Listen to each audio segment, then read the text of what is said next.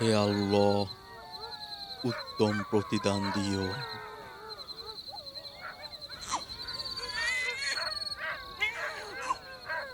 ছাইলে বাবু হয়েছে। মা ও বাচ্চা দুজনেই সুস্থ আছে।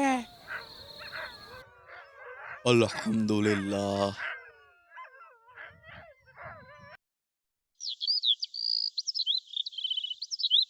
ইনি বদরুল মিয়া।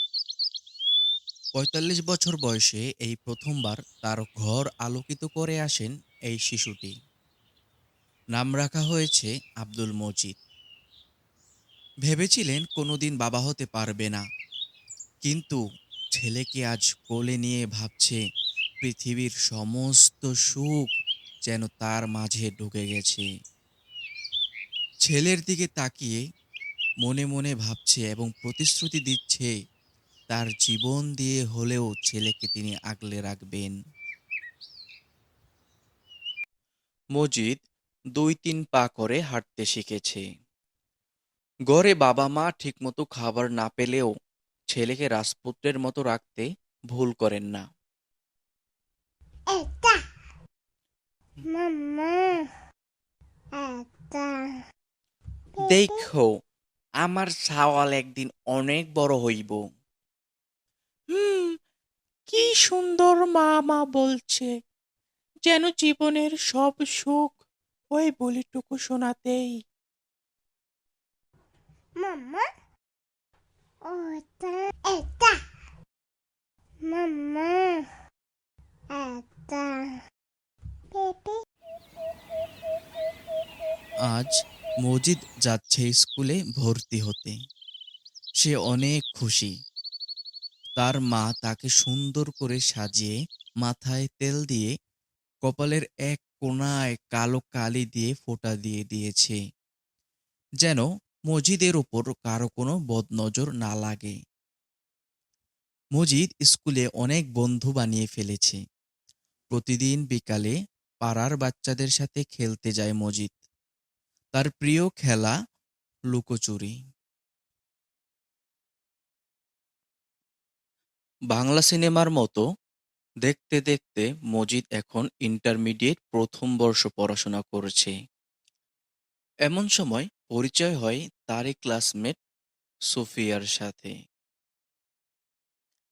সোফিয়ার কালো কেশ, হরিণী চোখ, ঢেপ ঢেপ চাহনি যেন মজিদের বুকে তীর মেরে দেয়। মজিদের কেন জানি সুফিয়াকে দেখতে মনে চায়। অদ্ভুত এক ভালো লাগা কাজ করে। আবার সামনে আসলে বুকটাও ধড়ফড় করে। তার যে কি হলো সে কিছুই বুঝতে পারছে না। ইদানিং মজিদের আয়নায় নিজের চেহারা দেখার প্রবণতাটাও বেশ বেড়েছে। যাই হোক, বন্ধুদের ধাক্কাধাক্কিতে সে সুফিয়াকে ফুল দেয়। সুফিয়া ফুলটা নেয়ও। তাদের মাঝে ভালো একটা বন্ধুত্বের সৃষ্টি হয়। কিন্তু নিয়তি যেন বেশি সময় সুখী রাখতে চায় না। বছর খানেক পরেই সোফিয়ার বিয়ে হয়ে যায় অনেক জমিওয়ালা এক মুরব্বির সাথে।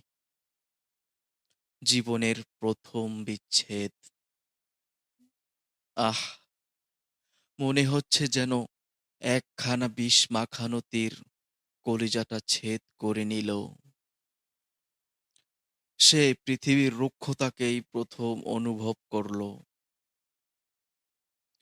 যাই হোক, কোনোভাবে নিজেকে সামলিয়ে নিয়ে পড়াশোনাটা শুরু করে মজিদ।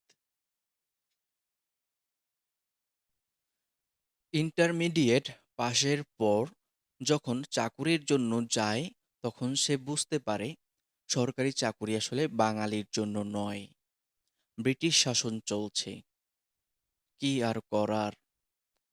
মজিদ মিয়ার বাবা যে সামান্য চাষা, সে ভাবে সমাজ হয়তো চাষার ছেলেকে চাষা দেখতেই পছন্দ করে। মজিদ ভাবে তাদের চাষের যে ১ বিঘা জমি আছে সেটা বিক্রি করে দিবে। এদিকে তার বাবাও বুড়ো হয়ে গেছে।